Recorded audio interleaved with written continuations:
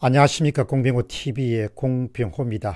오늘 방송은 좀 가벼운 주제로 이렇게 논평을 하면서 제가 경험하는 내용을 여러분과 함께 공유하기를 원합니다. 지금 이 공병호TV를 통해서 다루는 많은 사안들에 대한 이야기는 우리가 주로 논평을 한다 이렇게 볼 수 있겠습니다. 논평은 결국 어떤 사실을 알리는 것이고 또 거기에다 자기 의견을 대해 가지고 주장하는 것, 그리고 어떤 근거를 통해 가지고 앞으로 어떻게 될 것 같다는 그런 전망하는 것, 이 모든 주제들이 다 논평에 속합니다. 지난해에 한국과 미국과 관련된 그런 현안들에 대해서도 상당히 많은 그런 논평을 했습니다. 이제 그런 경우에 다른 사람의 논평과 충돌하는 경우가 발생하게 됩니다. 그런데 논평하는 방식이 사람마다 다 제각각입니다. 예를 들어서 예전에 이런 이야기가 있었습니다.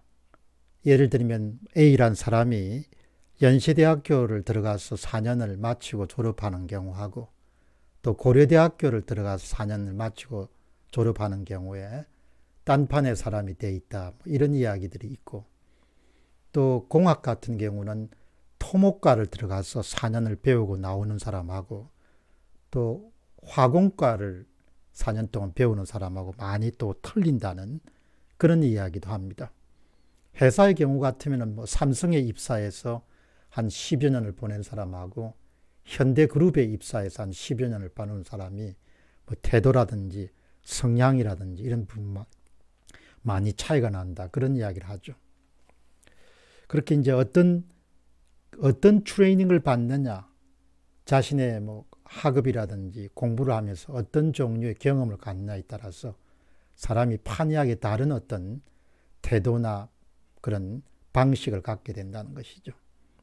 제가 이제 최근에 들어서 깨우치게 되는 것은 젊은 날 한 3, 4년 정도의 학위 과정을 밟으면서 그때 몸이 체화되고 또 익혔던 것들이 그 이후에 글쓰기 작업이라든지 연구소의 활동 같은 걸 통해 가지고 몸에 완전히 배어 있는 것이 일종의 과학적 사고에 대단히 익숙한 인물이 되어 있구나, 그런 생각을 한 번 더 하게 됐습니다. 논평에서 어떤 주장을 펼칠 때 어떤 의심을 가지고 그 의심에 근거해서 이것이 이런 문제가 발생한 것 같다, 이런 주장을 펼 때도 항상 그 근거에 바탕을 두고, 에비던스죠. 증거를 모아서 그 증거를 가지고 추론 과정을 거쳐 가지고 아마 이 사안은 이런 문제가 있는 것 같다, 이렇게 이제 논평을 주로 합니다. 그런데 다른 유튜브를 하시는 분들하고 크게 제가 좀 차이가 난다고 제가 보기 시작한 거는, 증거가 없을 때는 지나치게 추측 기사를 내거나 아니면은 다른 사람을 공격하기 위해서 없는 증거를 만들어내거나 마치 증거가 있는 것처럼 그렇게 부풀려서 그렇게 하는 경우는 제 방송에는 없었습니다. 그게 절대로 제가 하는 원칙에서 받아들일 수 없는 것이죠. 그러니까 항상 어떤 주장을 펼칠 때는 그 주장의 근거라든지 증거물이 있어야 되고, 증거물이 없을 때는 그런 주장을 펼치지 않는 것이죠. 아마 여러분들 가운데서도 여러 가지 그런 그동안 방송을 들어오시면서도 증거의 바탕을 둔 주장을 펼치는 경향이 강하다, 그렇게 생각하신 분들이 아마 제 방송을 오랫동안 들어오신 분들은 많은 분들이 동의하시는, 그게 이제 젊은 날부터 훈련받았고 자기가 글쓰기 작업 같은 걸 하면서 계속해서 과학적 사고에 굉장히 익숙하다, 이렇게 보는 것이죠. 모든 학자 출신들이 그런 건 아니겠지만 저의 경우에는 그야말로 그런 부분을 굉장히 많이 논평하면서 그런 걸 많이 이렇게 느끼게 됩니다. 지난해와 이제 올해에 걸쳐 가지고 한국과 미국의 공통 문제를 다루면서 언론사들도, 유수의 언론사들도 모든 주제에서 그렇지는 않겠지만 특정 주제에 대해서는 회사의 방침을 정해놓고 그 방침의 모든 종류의 기사나 칼럼을 맞추는 그런 경향을 목격할 수가 있었고, 또 언론에서 수십 년 정도의 그런 경력을 가진 사람들도 본인이 독자적으로 행동할 때에도 증거나 이런 부분에 크게 개의치 않고 본인이 감이라든지 또 그동안 경험 같은 걸 미뤄가서 이게 이런 것 같다면 특정 입장을 정해놓고 그 입장에 맞춰서 모든 것을 밀어붙이는 그런 경우를 저는 많이 목격하게 되었습니다. 그러면서 어떤 생각을 딱 갖게 됐는가 하니까 그러니까 과학적 사고에 익숙한 사람과 그렇지 않은 사람이 사안을 다루는 방식이 다르구나, 논평하는 방식이 다르구나, 그런 것을 많이 생각하게 됐습니다. 과학적 사고에 익숙한 사람들은 절대 그렇게 증거가 없는 걸 가지고 억지로 만들어서 상대방을 공격하거나 상대방의 입장을 그냥 어렵게 만들거나 아니면은 회사의 어떤 방침에 맞춰서 상대방을 공격하기 위해서 무리한 그런 주장을 펼치거나 이런 경우는 과학적 사고에 익숙한 사람들은 절대 받아들일 수 없는 것이죠. 반드시 증거가 있어야 되고 증거의 바탕을 두어서 추론을 과정을 거쳐가지고 주장하지만 그 주장도 새로운 증거에 따라 가지고 언제든지 바뀔 수가 있는 일종의 가설인 거죠. 진실이 아니고 그 의혹을 제기하는 것도 결국은 증거가 있을 때 가능한 것이죠. 의혹을 제기하는 것은 논평하는 사람들의 몫이지만 그 의혹의 대상이 된 사건에 대해서 증거물을 가지고 유죄 여부를 밝히거나 또 확정하는 사람들은 결국은 경찰이나 검찰이나 법원이 돼야 되는 것이죠. 검찰이나 경찰이나 법원이 움직이지 않는데 의혹을 제기한 사람 보고 모든 것을 다 밝히라는 것은 그건 있을 수가 없는 거예요. 의혹을 제기하는 사람은 그냥 가설을 주장하는 겁니다. 이런 증거가 있으니까 이런 문제는 따져봐야 된다. 그러니까 경찰의 몫이 있고 검찰의 몫이 있고 법원의 몫이 있는 것이죠. 마찬가지로 글 쓰는 사람과 또 방송을 하는 사람 몫이 있는 것이죠. 그런데 이제 오늘 제가 교회에서 이제 나이가 좀 드신 목사님이 오랜 세월 동안 그런 외국에 있는 신학대학에서 교수도 많이 하셨고 아프리카 네팔 무슨 미얀마 이런 해외에서 많은 선교 활동을 하면서 유독 한국인들에게 특별하게 한 것은 이견, 서로 다른 의견을 절대 인정하지 못한다는 것이죠. 신학 문제만 있더라도 다른 의견이 있으면 상당히 많은 부분을 그냥 이단으로 몰아쳐가지고 상대방을 묵사발로 만들려고 하는 그런 경향이 유독 한국인들에게 강하다. 이런 부분을 설교 과정에서 이렇게 말씀을 본인의 이제 경험담에 이제 그렇게 이야기를 하는 것이죠. 저는 과학적 사고에 상당히 이제 훈련이 돼 있고 이제는 크게 바뀔 가능성이 없죠. 그러니까 그런 과학자처럼 항상 어떤 사회적 현안에 대해서도 추적해 나가는 그런 종류의 그런 모습이나 습성이 완전히 몸에 배어 있기 때문에 정치가라든지 검사라든지 또 그런 분들처럼 입장을 정해놓고 그 입장을 무작정 그냥 외치거나 그런 거는 납득이 안 되는 거죠. 그런 점에서 이번에 봤던 애덤 글랜트죠. 아담 스미스가 아니고 애덤 글랜트의 Think Again, 다시 생각하기란 부분에서는 어쩌면 내 생각하고 똑같은 부분이 이렇게 있을까 한번 읽어드리겠습니다.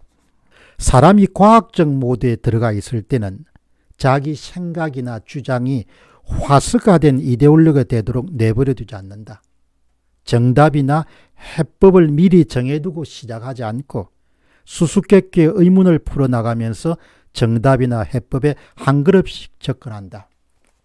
이게 아주 중요한 거죠.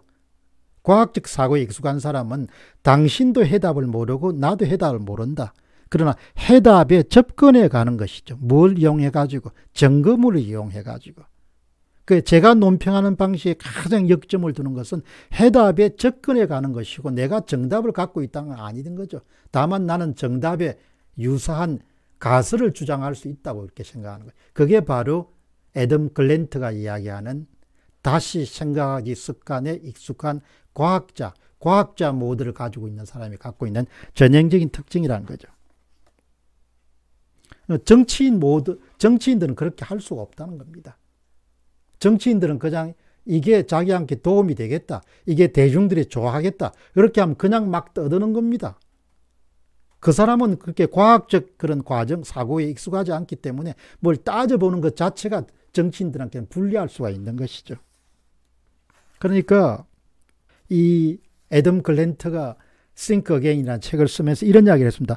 이 책을 읽는 독자가 과학자가 되기 위해서가 아니라 과학자처럼 다시 생각하기 위해서 이 책을 읽기를 권한다.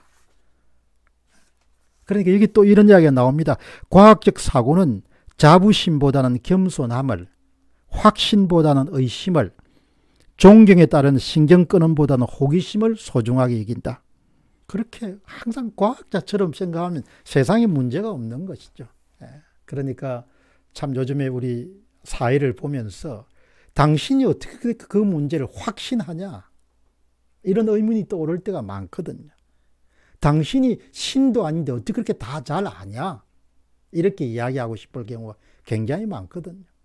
증거물이 있으면은 증거물을 엮어가지고 추론 과정을 거쳐가지고 주장, 가설을 내놓으면은 그 가설이 맞는지 아닌지란 것은 경찰과, 만약 범죄 사실인 경우는 검찰과 법원이 개입해서 그 진위를 따져야 되는 것이죠. 그리고 항상 주장을 펼치는 사람은 감각이라든지 경험이라든지 자기의 직업적 경험에 의존하지 않고 오로지 증거물에 따라 가지고 자기 주장을 펼쳐야 되고, 새로운 증거물이 제시가 될 때는 그 주장은 언제든지 접고 새로운 주장을 바뀔 수 있다는 그런 지적인 유연성이 있어야 그게 올바른 태도라는 것이죠. 무조건 내가 이것을 옳다고 생각하기 때문에 이것은 옳은 것이다. 그거는 과학적 사고가 아니라 독재자 마인드하고 똑같은 것이죠. 너무나 우리 사회가 이견을 허용하지 않고 자기가 그런 생각하는 것은 모두 옳다고 하는 그런 분위기가 너무나 평배하기 때문에, 그리고 다른 이견에 대해서는 이단으로 내몰아치는 것과 마찬가지로 다 나쁜 놈이고 죽일 놈이고 몹쓸 놈이고 이렇게 하는 거가 어떻게 보면 참 후진적이다는 생각이 드는 거죠. 찾아가는 것이죠, 답을. 정책하는 사람도 그런 생각을 갖고 접하게 되면 얼마나 세상을 밝고 또 멋지게 만들 수 있겠습니까?